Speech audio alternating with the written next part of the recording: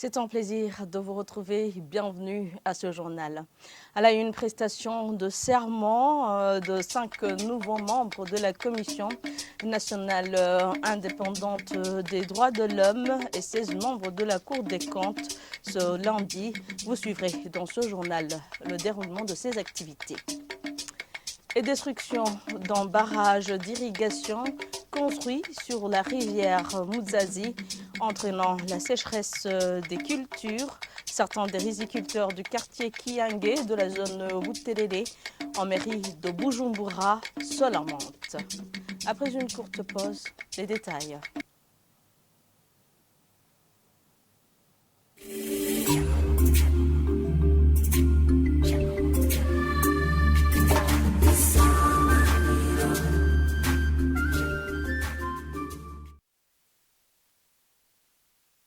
Je vous le disais en titre, prestation de serment de 5 nouveaux membres de la Commission nationale indépendante des droits de l'homme, CNIDH, dont Sixte Vigny Nimuraba, son président, et 16 membres de la Cour des comptes, dont Généreuse Kiago, qui assure sa présidence. Devant le président de la République et le Parlement réunis, ils se sont engagés à remplir leurs fonctions dans le respect de la Constitution burundaise. Les détails, c'est avec Jean de Dieu Irakoze. Je jure de remplir fidèlement et en toute indépendance et impartialité mon mandat. Devant le président de la République du Burundi, le Parlement réuni, 5 nouveaux membres de la Commission nationale indépendante des droits de l'homme ont prêté serment. Dr Sixte Vigny Nimuraba, reconduit président, Anakenzo Habonayo, vice-président, honorable Anezi Fatimana, secrétaire, et 2 membres, à savoir Maître Jacques Nshimirimana et Concili Habonimana. Tous se sont engagés à promouvoir les droits de l'homme en respectant d'abord la Constitution du Burundi. Je jure de remplir fidèlement et en toute indépendance et impartialité mon mandat. De ne me laisser jamais guider par aucun intérêt partisan et de me consacrer entièrement à la protection et à la promotion des droits de l'homme dans le strict respect de la Constitution de la République du Burundi, de la Charte de l'unité nationale et d'autres lois en vigueur. Ensuite ont prêté serment 16 membres de la Cour des comptes, dont Généreuse Kiago, présidente. Tous se sont engagés quant à eux à remplir leurs fonctions de magistrats dans le respect notamment de la Constitution burundaise. Je jure de bien et loyalement remplir mes fonctions de magistrat, de les exercer en toute indépendance et impartialité, dans le respect de la Constitution et des lois de la République du Burundi, de garder scrupuleusement le secret des délibérations et des votes, de ne donner aucune consultation à titre privé sur les questions relevant de la compétence de la Cour et d'observer en tout temps la réserve, l'honneur, la dignité et la dignité que ces fonctions imposent. Généreuse Kiago succède à Élisée Ndaye à la tête de cette Cour des comptes du Burundi. À la page politique, la démocratie n'est pas encore vécue dans toutes ses composantes au Burundi.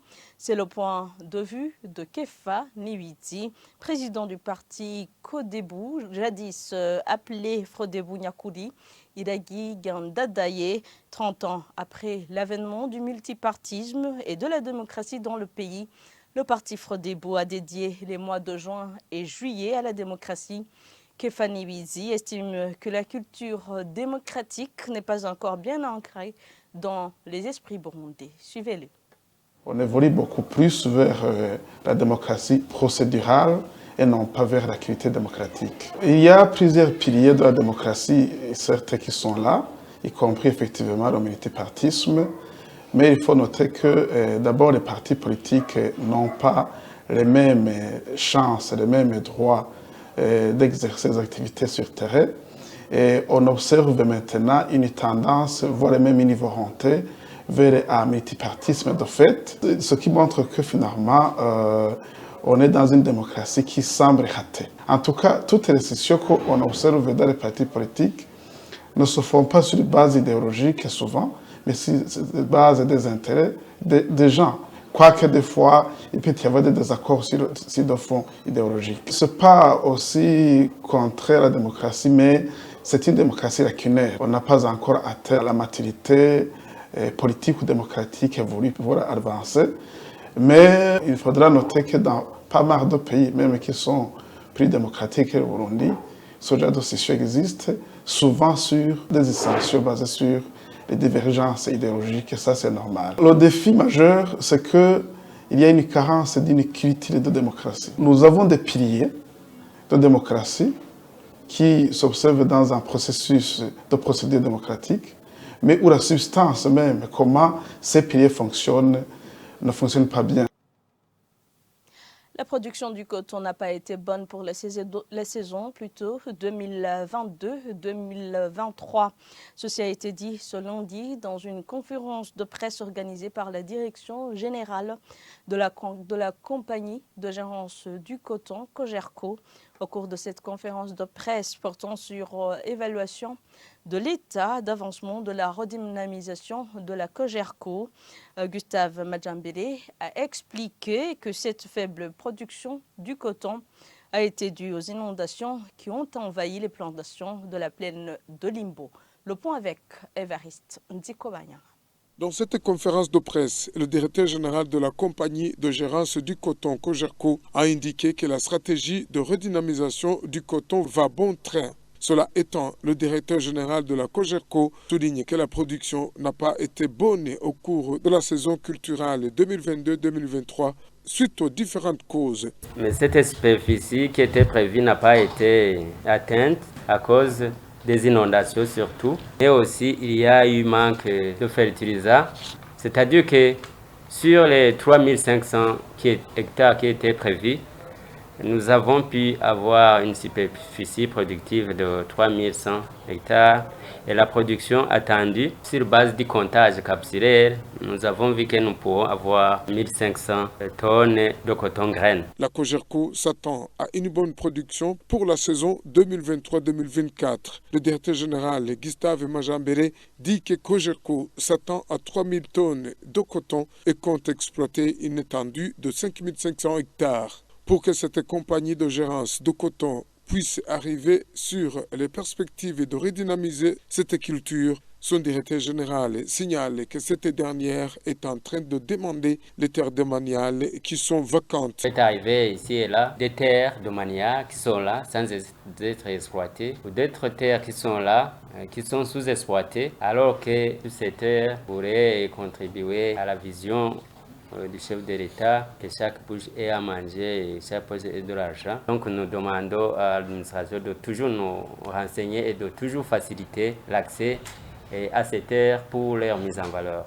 À la question des indignations des cotoculteurs suite au paiement tardif les années passées, le directeur général de la Cogerco tranquillise que cela ne va pas se reproduire. Ingénieur Gustave Majambele annonce que le paiement pour la saison 2022-2023 débute avec le mois d'août de l'année en cours.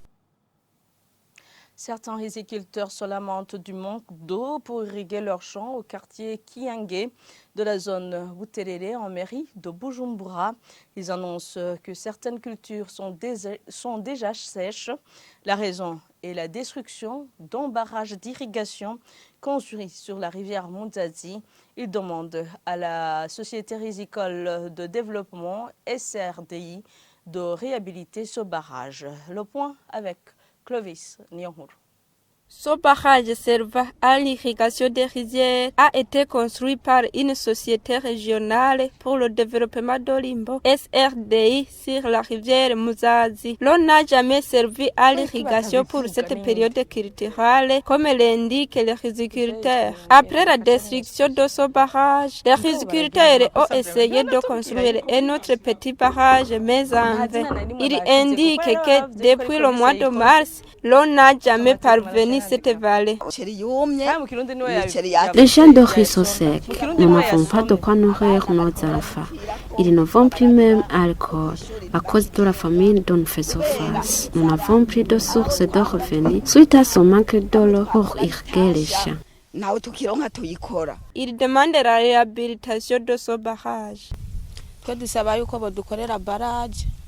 Nous demandons la réhabilitation de ce barrage afin qu'elle soit assez ferme. Il faut chercher ceux qui sont capables de le faire et ne pas s'arranger avec une construction non durable pouvant facilement être inondée par le débordement de la rivière Musatsi. Ce barrage était le seul servant à irriguer les rizières de toute la vallée de Kiang. Le reportage était d'Audrey Nyongire, stagiaire à la radio-télévision Isanganiro. Et c'est par ici que prend fin ce journal. Merci à tous de l'avoir suivi.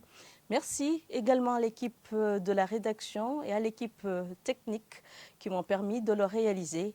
Bonne suite des programmes avec la télévision Isanganiro.